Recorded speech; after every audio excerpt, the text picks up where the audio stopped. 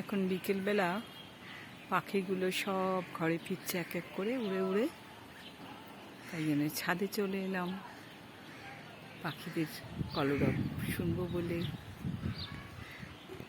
ছাদে আমার যা কি সুন্দর গাছ করেছে, আর অ্যান্টেনাটা রয়েছে, আকাশে বসে ডাকছে, তাতে আকাশটা কি সুন্দর। আশপাশের গাছগুলোতে প্রচুর পাখি এসে বসে, মাছরাঙা থেকে শুরু করে এখানে অনেকগুলো পাখি এসে বসে।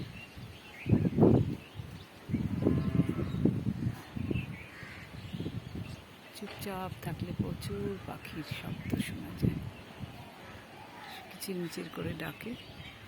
আমাদের বাগানে বেশ কটা গাছ কাটা হয়ে গেছে, শকুন টকুন বাসা করেছিল বলে প্রথমে জাম গাছ কাটা হলো। রিসেন্টলি আম গাছটাও কাটা পড়েছে, ওইদিকে একটা আম গাছ আছে। পাখিগুলো অ্যাকচুয়ালি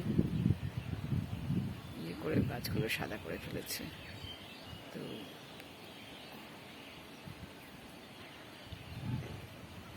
প্রচুর পাখি আসে। আমাদের এই আম গাছটা যেটা ছিল সেটা রিসেন্টলি কিছুদিন, গত বছর বোধহয় কাটা হয়েছে, তাতে প্রচুর পাখি এসে বসতো।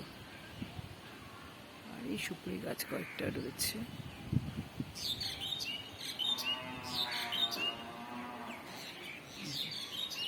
ওই যে আম গাছটা, এই আম গাছটা রয়েছে, তাতে এসে পাখিগুলো বসছে, সুন্দর করে ডাকে। কিন্তু ওরা এমন ময়লা করে যে সাদা সাদা হয়ে গেছে পুরো পাতাগুলো।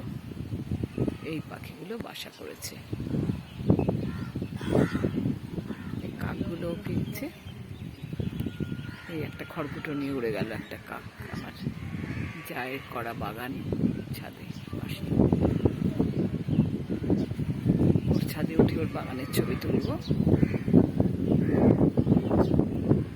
এই যে পাখিটা বসেছে, এদের বাসা আমাদের এই আম গাছে, আর ময়লা করে রেখে দেয়। আর বৃষ্টি হলে পরিষ্কার হয়ে যাবে। এই যে বেশ কয়েকজন বসেছেন এসে, এই যে। আর ওইটা আমাদের সামনের দিককার আম গাছটা, আর পিছনের দিকে আরেকটা আম গাছ ছিল, সেটা গত বছর কাটা হয়েছে। বেশ ভালো আম হয়, অনেক আম হয়। তবে এই আম গাছটার অর্ধেক আমই বাইরে পড়ে অন্যের জমিতে। সে যাই হোক, আম তো হয়, পাখি তো খায়, মানুষও খায়। আর এই বাগানের পিছনে যে আম গাছ ছিল সেটাতে প্রচুর আম হতো। দুটো আম গাছ ছিল ওতে, একটা বেশ বড় সাইজের অল্প সংখ্যক আম হতো, আর একটা হিমসাগর। এই যে পাখিগুলো আসছে, এসে এসে বসছে। এখন সব ঘরে ফিরবে পাখিগুলো। আর আমাদের ছাদ থেকে ওই যে আরেকটা পাখি, একটা কালো রঙের কি পাখি ঠিক বুঝতে পারছি না, সাদা পাখিটা এই যে এই বড়টা, এই বড় একটা কালো রঙের কি পাখি এসে বসলো। কোকিল না, ঠোঁটটা অন্যরকম। এটা কি পাখি জানি, ভালো করে ধরতে পারছি না ওকে ছবিতে। সুন্দর কয়েকটা পাখি আসে যখন ওরে। হ্যাঁ, এই যে এই গাছে আরো কয়েকটা ওই পাখি আছে, মানে সাদা এক রকমের পাখি, আবার কালো।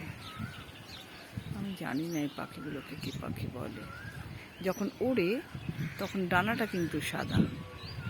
এই যে অনেকগুলো এসে আম গাছে বসে পড়েছে। এরা অ্যাকচুয়ালি আম গাছেই বেশি থাকে দেখছি। আমাদের পিছনের বাগানে যে আম গাছটা ছিল সেখানে এই পাখি প্রচুর ছিল। পিছনের বাগানে দুখানা আম গাছ ছিল। কি মিষ্টি মিষ্টি ডাকছে পাখিগুলো। এই যে কালো, যখন উড়ে এসে বসে তখন কিন্তু ওদের ডানাটা সাদা লাগছে, আর এখন হচ্ছে গিয়ে কালো। আবার যেগুলো বসছে ওখানে সাদা কালো দুরকম পাখি ওই আম গাছটায় বাসা করেছে। এই যে মমটালে বসে আছে। এই বিকেলবেলা আমি এখানে আসলে ছাদে উঠি পুরো পাখির নেশায়, এত পাখি। আর ভোরবেলা, কালকে যদি ভোরে উঠতে পারি, এত সুন্দর সব পাখির ডাক শুনতে পাওয়া যায়। ওই যে গরু ডাকছে। আমাদের এখান থেকে পালতোয়াটার ট্যাঙ্কারের এক্সটেনশনের জায়গাটা দেখতে পাওয়া যায় আমাদের ছাদ থেকে। এক্সটেন্ডেড হয়ে যেখানটা এসছে, এখন অবশ্য গাছে ঢাকা পড়ে গেছে। আগে জলটাও দেখতে পাওয়া যেত, যেটা এক্সটেন্ডেড ফর্ম সেটা জলটা আগে দেখতে পাওয়া যেত, এখন ওখানে গাছে ঢাকা পড়ে গেছে, আর দেখা যাচ্ছে না। ওই যে সবুজ বনভূমিটা, ওটা যে পালতোয়াটার ট্যাঙ্কারের এক্সটেন্ডেড জায়গা, যে সবুজ একটা তৃণভূমির মতো দেখা যাচ্ছে। আর যত সন্ধ্যা হবে চুপচাপ দাঁড়িয়ে থাকলে প্রচুর পাখির আওয়াজ শোনা যায়। কিন্তু ওরা আম গাছের উপর যা ময়লা করে ফেলেছে, পাতাগুলো সাদা হয়ে গেছে। এসব কীর্তন করে আর কি। তাই কিন্তু বৃষ্টি কয়েক পশলা হলে আবার পরিষ্কার হয়ে যায়। এই পাখি সাদা এবং কালো। সাদা মানে কি বাদামি বাদামি আছে ঠোঁটের দিক, পাখার দিকটা, ওই যে উড়ে উড়ে এসে বসছে। আবার কালো কিছু আছে, কালো অনেকগুলো পাখি এসে বসলো এখন আম গাছে, এটাতেই থাকে ওরা। কিন্তু কালো পাখিগুলোকে ঠিক দেখতে পাওয়া যাচ্ছে না। ওই যে এত ভালো লাগে। আর একটু পরে তো ভীষণ সুন্দর হাওয়া আসে, মানে পুরো সন্ধ্যেটা ছাদে আগে কাটাতে পারলে দারুণ হাওয়া আসে। সামনে একটা পুকুর আছে আমাদের, মানে পিছনেও একটা পুকুর আছে, এবার সামনেও পুকুর আছে, প্রচুর হাওয়া। আগে আমার ছোট মেয়ে আর আমি সন্ধ্যাবেলায় এসে অফিস থেকে ফিরতাম, ও কলেজ থেকে ফিরতো, ওইখানটায় বসে আমরা দুজনে একদম পুকুরের হাওয়া খেতাম। অ্যাকচুয়ালি তখন গঙ্গার হাওয়াটাও মানে খেলতে থাকতো, খেলতে খেলতে এদিকে আসতো আর কি। আর ওরা দুই বোন, যখন ওরা দুই বোন মিলেও বসে ওইখানটা হাওয়া খেতাম আমরা প্রচুর। এই মানে আমার বাড়িতে আসলে এখন তো খুব একটা থাকি না, মানে ছাদটাই আমার যেন প্রিয় জায়গা। এত পাখি দেখা যায়, এত সুন্দর হাওয়া আসে। আর ওখানে আমরা থাকতে গেলে টবগুলো খারাপ হয়ে গেছে না থেকে, টবের মধ্যে এমন বোগেনভেলিয়া করেছিলাম, ওটা ওই ছাদ থেকে জড়িয়ে এসে ওই জায়গাটা দিয়ে, ওই রেলিংটা দিয়ে বোগেনভেলিয়াটা উঠতো। আর আমি আমার মেয়েরা এখানে বসে বসে ছাদের হাওয়া, পুকুরের হাওয়া, গঙ্গার হাওয়া এসব উপভোগ করতাম। সময় চলিয়া যায় নদীর স্রোতের প্রায়। এখন এটা মোটামুটি আমাদের ওই আগের বাড়িটা কেউ থাকে না, একটা পাখির আলয় হয়েছে, ওরা একটু নির্জনতা পায়, মানে পাখির আলয় হয়ে গেছে। তার পাশে পিছনের আম গাছটা কাটা হয়েছে, পাশের বাড়ির গাছও আছে, পাশের বাড়ির আম গাছে আবার। হ্যাঁ, এবার দুটো বাগান, আমাদের বাগান ওদের বাগান পাশাপাশি, তো সেখানে বেশ কিছু পাখি ওই যে ডাকছে, কোকিল।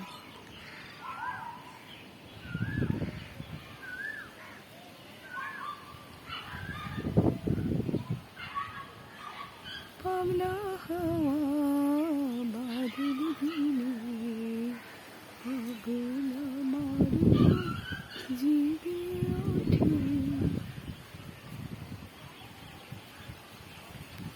অস্ত চলে গেছে, সূর্য যাচ্ছে, সেই জন্য দিকটা আকাশের রংটা কি সুন্দর। ওই ওপারে আর একটু দূরে গঙ্গা।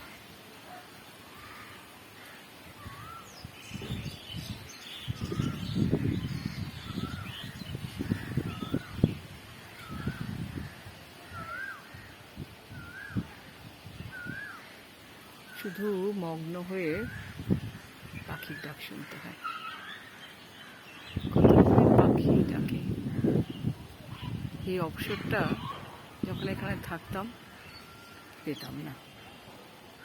দৌড়ে দৌড়ে অফিস যাও, বাড়ি আসো, আস্তে আস্তে রাত, সন্ধে, এসব ব্যাপার আর কি।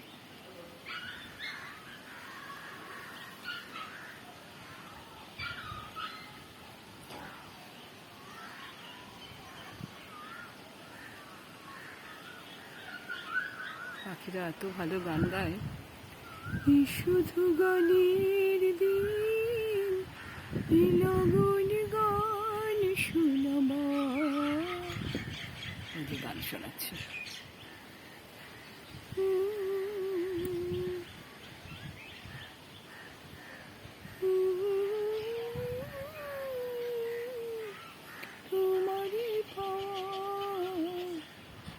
শুধু গানের দিন। ওদের এখন ঘরে ফেরার সময়, সব পাখি ঘরে ফিরছে।